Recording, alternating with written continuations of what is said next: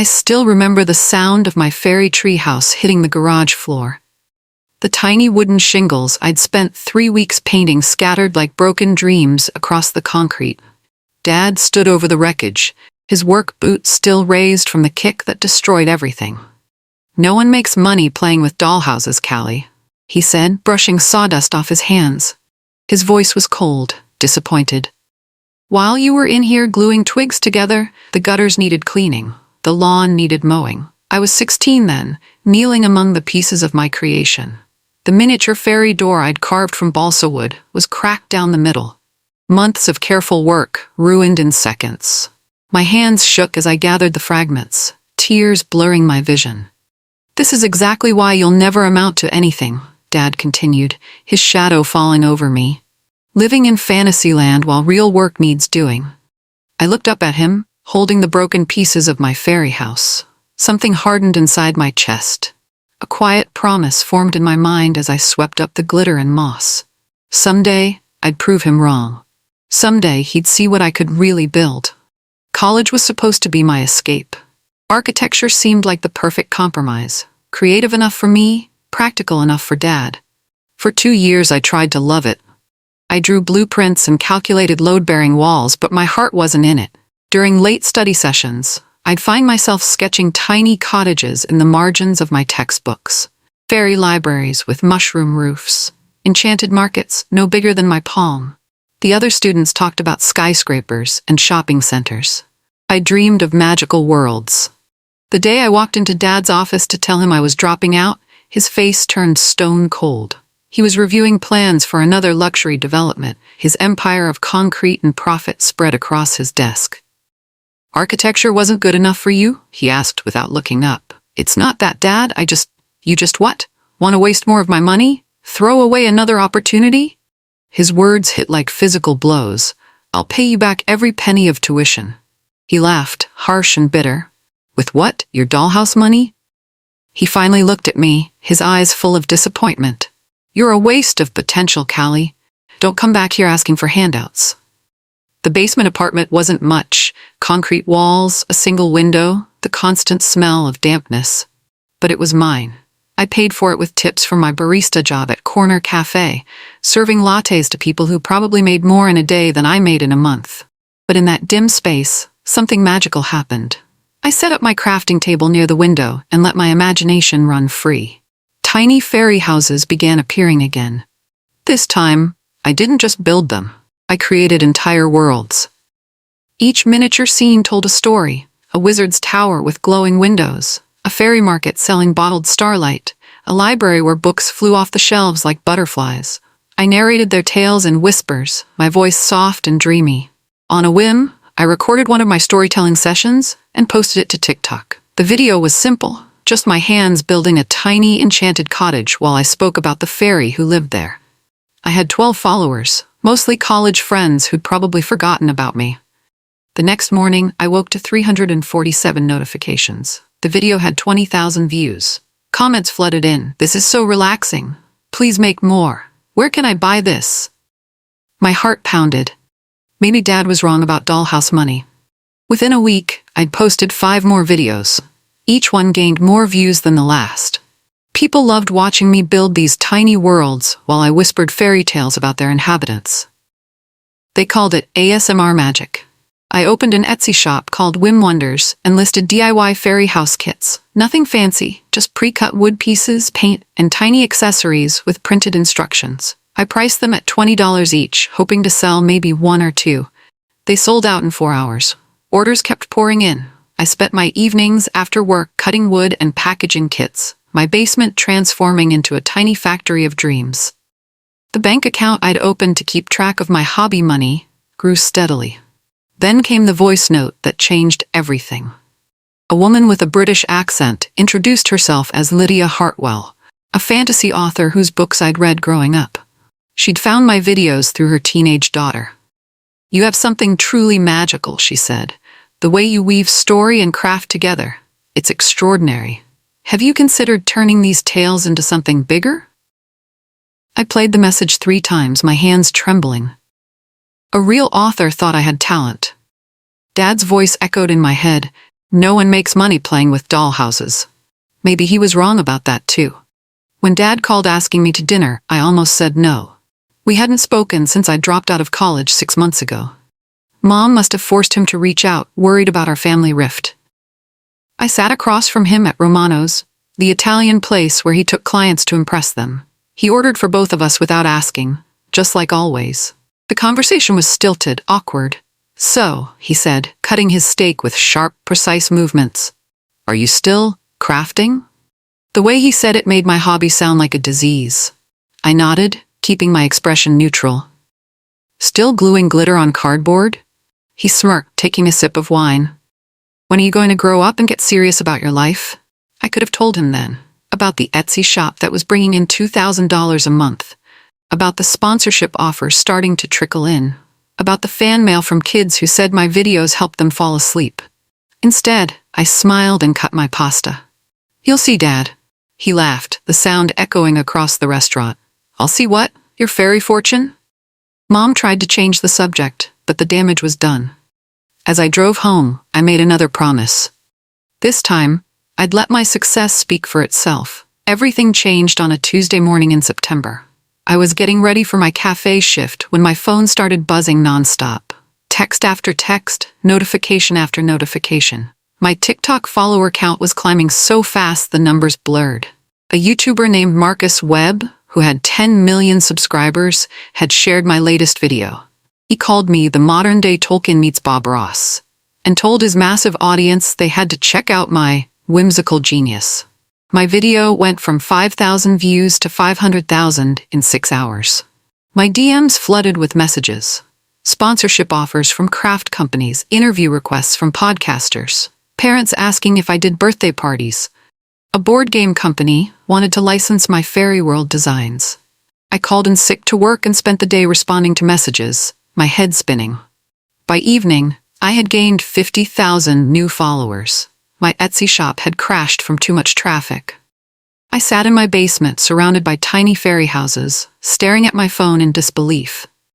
The little girl who'd been told her dreams were worthless had just gone viral for those exact same dreams. The next morning, I registered my business name, Whim Wonders LLC. Building a website felt like constructing the most important fairy house of my life. I spent 3 days perfecting every detail, creating sections for my story videos, DIY kits, and digital storybooks. I even added a custom commissions page for people who wanted their own personalized fairy worlds. The board game company's offer sat on my kitchen table, a contract that would pay me $60,000 up front, plus royalties for every game sold, featuring my characters. The numbers felt surreal. More money than I'd made in 2 years of coffee shop wages. I signed it with hands that barely trembled. Orders flooded in faster than I could fulfill them. I hired 2 college students to help with packaging and shipping. My basement workshop expanded into my living room, then my bedroom. Tiny houses covered every surface, each one a small piece of magic waiting to find its new home. The bank account that had started as hobby money now held 6 figures. I stared at the balance on my phone screen, remembering Dad's cruel laughter. "Your fairy fortune," he'd mocked. Maybe that's exactly what it was. A local reporter called, wanting to do a feature story. "Human interest piece," she explained. "Colorado woman builds empire from childhood dreams." While my world expanded, Dad's was crumbling. Mom mentioned it in passing during one of our weekly phone calls. His big luxury condo project was hemorrhaging money. The market had shifted, and buyers weren't interested in his overpriced units. "He's stressed," she said, her voice worried. "Up all night going over numbers. The investors are getting nervous." I felt a pang of sympathy, quickly followed by bitter satisfaction. The man who'd built his empire by crushing dreams was watching his own dreams fail. A few days later, he called me directly. His voice was different, strained, almost desperate. "Callie, I think we should talk. Maybe I could help you. Get more serious about your business. Turn your hobby into something real." The irony was suffocating. Now that he was struggling, suddenly my useless hobby was worth his attention. I agreed to meet him at his office, curious to see how far he'd fallen. The Mark Jensen development building looked the same from outside, but inside felt different. Emptier. Half the desks were vacant, and the ones that remained were cluttered with stress and desperation. Dad looked older, gray threading through his hair. Dark circles shadowed his eyes. "You've always been creative," he began, his voice carefully neutral. "Maybe it's time to channel that into something with real potential." Dad's office felt smaller than I remembered. The walls were covered with architectural drawings of his failing condo project, glass towers that would never be built, dreams that would never see concrete. "I've been thinking," he said, leaning back in his leather chair. "Maybe we could work together. I could teach you about real business, help you scale up properly, turn your hobby into something legitimate." His condescension was like a familiar poison, sweet on the surface but toxic underneath. He still couldn't bring himself to call it a business, couldn't admit that my useless craft had become something real. "I'm doing fine, Dad," I said quietly. He laughed, that same harsh sound from the restaurant. "Fine? You're still living in that basement apartment, working at a coffee shop. Playing with toys might be cute for social media, but it's not a career." I wanted to tell him about the board game deal, the 6-figure bank account, the custom orders that couldn't keep up with demand. Instead, I just smiled. "You'll see," I repeated. He leaned forward, his expression pitying. "Sweetie, I love that you have passion, but passion doesn't pay bills. Let me help you build something real before you waste any more time." As I left his office, I was already planning my next move. The interview with the lifestyle magazine was scheduled for next week. The photographer wanted to capture me in my natural environment, so we shot the photos in my basement workshop. I wore a simple lavender sweater and sat at my crafting table, delicately painting the windows of a fairy cottage no bigger than a teacup. "Fairy worlds in financial gold, how one Colorado woman built a tiny empire," read the headline when the magazine hit newsstands 3 weeks later. My face smiled back from the cover, surrounded by my miniature creations like a modern-day Gulliver. The article detailed everything: my childhood love of crafting, Dad's dismissal, the viral TikTok success, the board game deal. They mentioned my 6-figure income and growing business empire. The journalist had painted me as a visionary who'd turned childhood trauma into triumph. I bought 5 copies from the newsstand, my hands shaking as I held them. After years of hiding my success, my story was out there for everyone to see, including Dad. Mom called 20 minutes after the magazine hit stands. "Oh, honey," she whispered, her voice thick with emotion. "I had no idea how big this had gotten. I'm so proud of you." Then she paused. "Your father saw it at the grocery store. He just stood there staring at your picture. Didn't say a word." I closed my eyes, imagining his face when he realized that his useless daughter had become everything he'd claimed was impossible. According to Mom, Dad spent 3 hours on his computer that night. She found him in his office at 2 a.m., surrounded by printouts of my social media posts, TikTok analytics, and business articles mentioning my name. He kept muttering numbers, she told me over coffee the next day. "Your follower count, your video views, something about licensing deals. I think he was trying to calculate your net worth." The thought of him frantically Googling his daughter's success should have been satisfying. Instead, it felt hollow. All those years I'd craved his attention, his approval, his belief in my dreams. Now that he was paying attention, it felt too late. My phone buzzed with a text from him. "We need to talk. Can you come over for dinner Sunday?" I stared at the message for a long time before responding, "Okay." Sunday dinner at my parents' house was a minefield of unspoken tension. Dad kept clearing his throat like he wanted to say something important, but couldn't find the words. He complimented my sweater, asked about my apartment, even mentioned seeing one of my videos online. "It was impressive," he said carefully, cutting his roast beef into precise squares. "Very professional quality." The word professional hung in the air like an apology he couldn't quite voice. For the first time in my life, he was treating my work with something resembling respect. The conversation I'd been dreading finally came after dessert. Dad asked me to join him in his study, the same room where he'd called me a waste of potential 2 years ago. "I owe you an apology," he began, then immediately qualified it. "I didn't understand what you were building. I thought it was just child's play." I waited for more, but he seemed to think that was sufficient. He moved on quickly to his real agenda. "Now that you've proven the concept works, Maybe we could partner on something bigger. I have business connections, experience with scaling operations. We could turn this into a real company. There it was, the assumption that my success was just the beginning, that I needed his expertise to make it real. Even now, he couldn't quite accept that I'd built something substantial without him. I appreciate the offer, I said slowly, but I'm not looking for a partner right now. His face tightened. Callie, be practical. You've had some viral success, but sustaining a business long-term requires real expertise. I'm offering to help you before you make expensive mistakes. Like dropping out of architecture school? I asked quietly. The words hung between us like a blade. His expression shifted, recognizing the echo of his own past judgment. This isn't a partnership, Dad, I continued. You taught me that dreams need to prove themselves before they deserve respect. Well, mine have. What Dad didn't know was that I'd been planning something bigger than fairy houses and TikTok fame. 3 months earlier, I discovered that his luxury condo project was being built on the exact piece of land that had inspired my first miniature creations.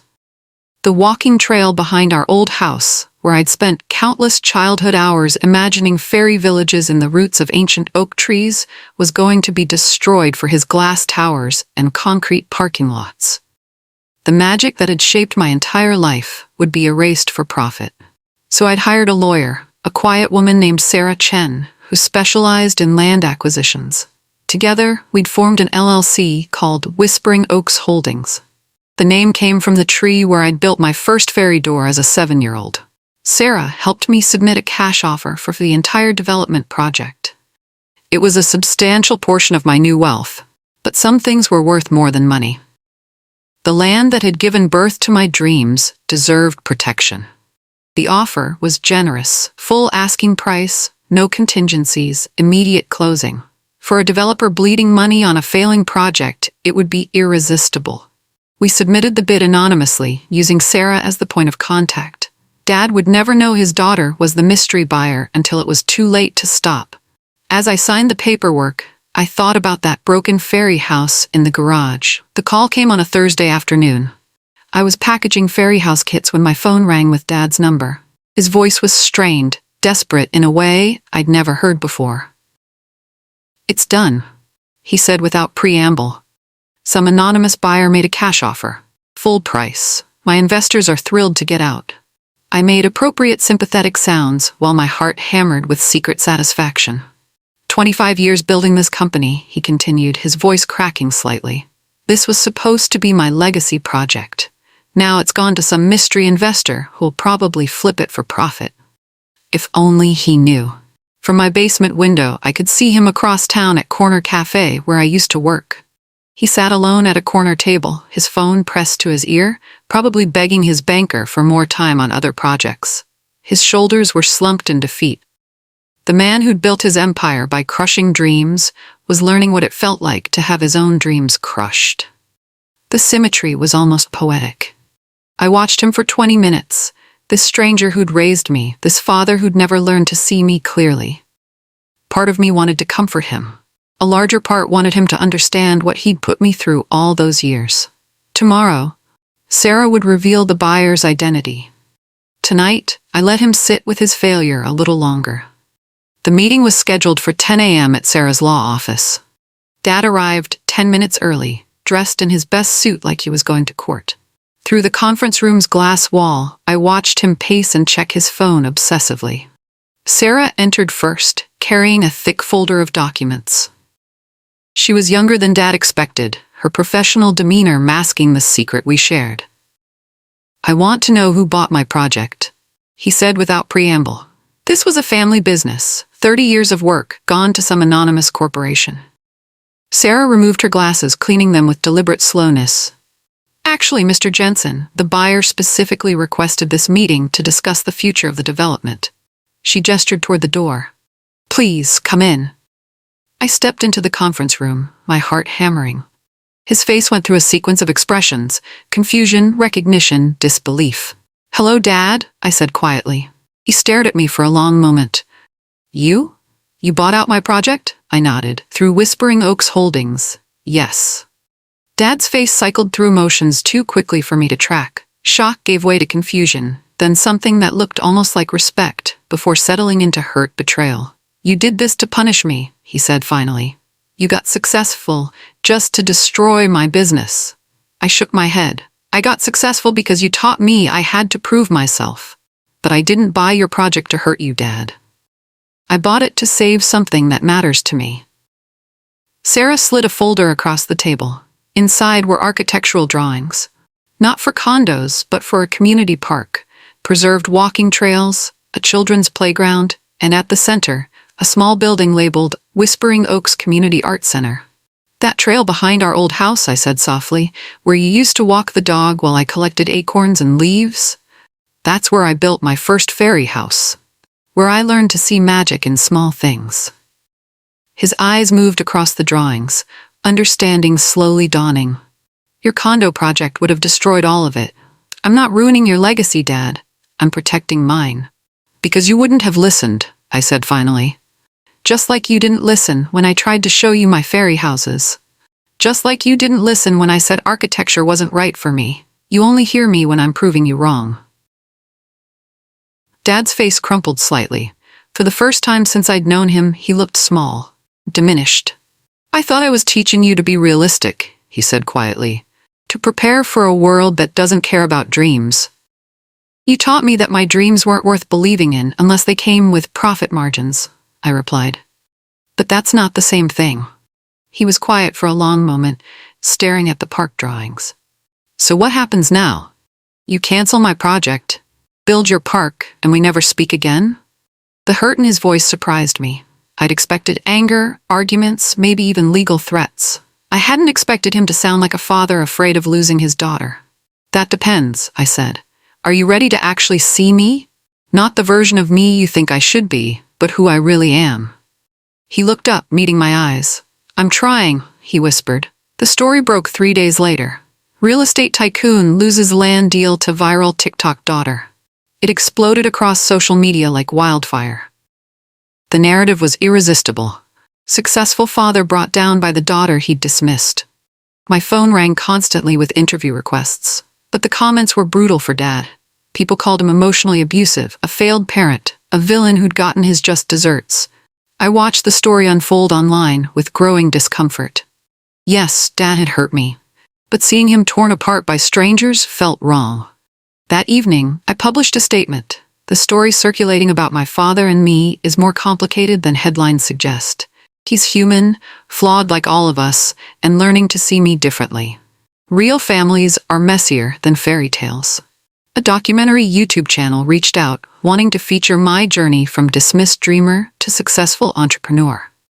I agreed, but with conditions.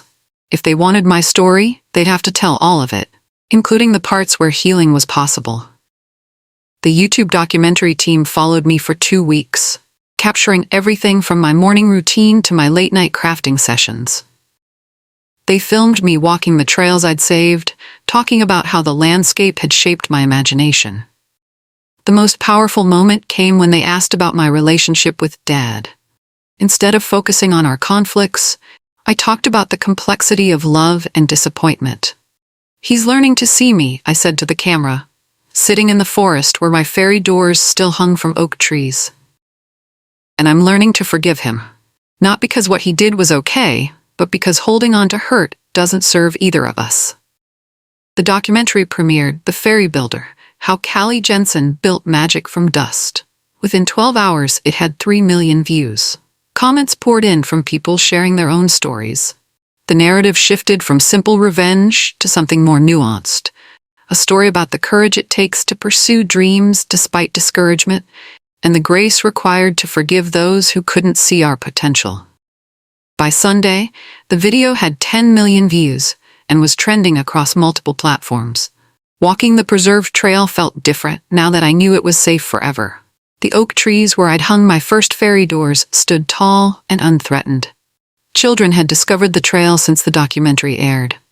I found tiny fairy houses tucked into tree roots, built by small hands inspired by my videos. Notes written in crayon were tucked beside them. "Thank you for saving our magic place." A little girl with pigtails approached me shyly. "Are you the fairy lady?" she whispered. I knelt down to her level, smiling. I'm Callie. Do you like building fairy houses too? She nodded enthusiastically, then leaned in conspiratorially. My daddy said I couldn't make money from playing with dolls, but then he saw your video and said maybe he was wrong. My heart clenched. How many children had been told their dreams were worthless? That night, I called my lawyer. I want to create a grant program, I told Sarah, for kids whose parents think their dreams are unrealistic. Within a week, we'd established the Whispering Oaks Foundation. The newspaper article was small, but it stopped me cold. Local grant helps young artist after father's job loss. The photo showed a boy named Marcus holding a clay sculpture, his proud father standing beside him. The father looked familiar. I read the article twice before recognizing him. Tom Bradley, one of Dad's former employees, laid off when the condo project collapsed. The irony was breathtaking. My foundation was now supporting the child of someone whose livelihood had been affected by my purchase of Dad's development. That evening, Dad called. His voice was different, softer, less certain. I saw the article about the Bradley boy, he said. Tom was one of my best project managers. Good man, dedicated father, lost his job when I lost the development deal. He paused. He told me his son got one of your grants, says you're helping kids whose parents don't understand their dreams. Kids like you were. The silence stretched between us, heavy with understanding. I never realized how many other kids I probably discouraged over the years, he continued. How many dreams did I crush just by being me?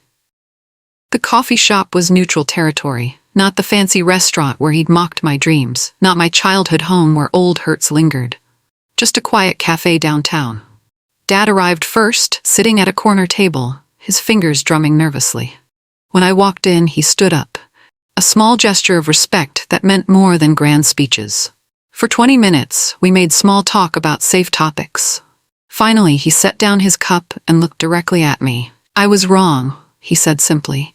About your dreams, about your potential, about what success looks like. I spent so many years trying to prepare you for a world that would dismiss your dreams that I became the person dismissing them.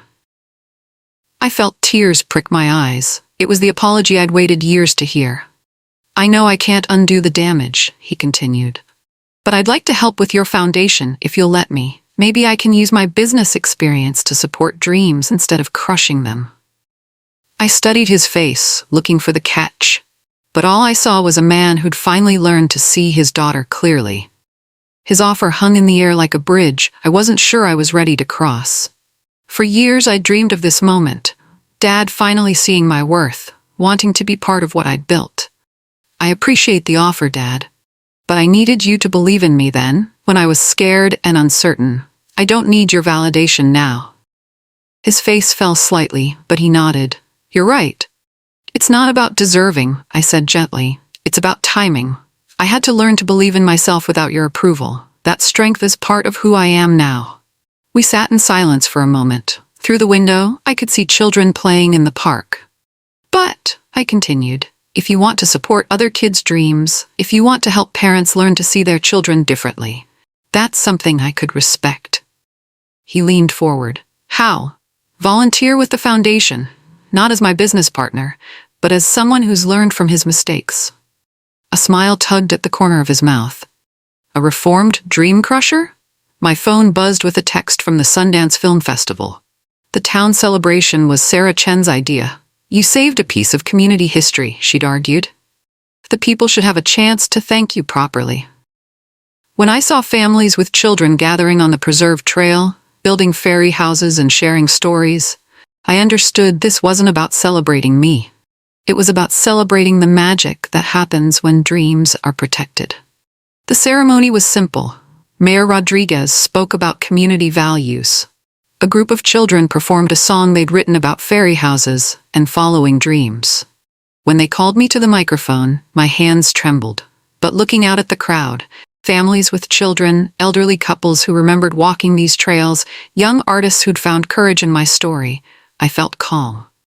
This place taught me to see magic in small things, I said. It taught me that dreams don't need to be big to be important, and that believing in impossible things sometimes makes them real. They unveiled a sculpture I'd created, a miniature version of our entire town. At the base, a bronze plaque read, "For all who dare to dream small dreams that become big magic." In the back of the crowd, I spotted Dad. He was clapping quietly, tears streaming down his face. 6 months later, I sat in a movie theater in Park City, Utah, watching my life unfold on a 40-foot screen. The Sundance Film Festival had accepted The Ferry Builder, a feature documentary about my journey. The film captured not just my success, but the deeper story about family, forgiveness, and the courage it takes to pursue dreams when no one believes in them. They'd interviewed Dad, who spoke honestly about his mistakes. "I thought I was protecting her from disappointment," he said on screen. "But I was the one disappointing her." When the credits rolled, the audience erupted in applause. After the screening, reporters crowded around me. "What's next for the fairy empire?" one asked. "More magic," I said simply. "There's always more magic to build." Later that night, Dad found me on the hotel balcony, looking out at the snow-covered mountains. "I'm proud of you," he said, and this time I heard no surprise in his voice. Just a father finally seeing his daughter clearly. In my pocket, my phone buzzed with a notification. The documentary had already gained millions of views online. The little girl who'd once knelt in a garage, gathering pieces of a broken fairy house, had built something bigger than either of us had ever imagined.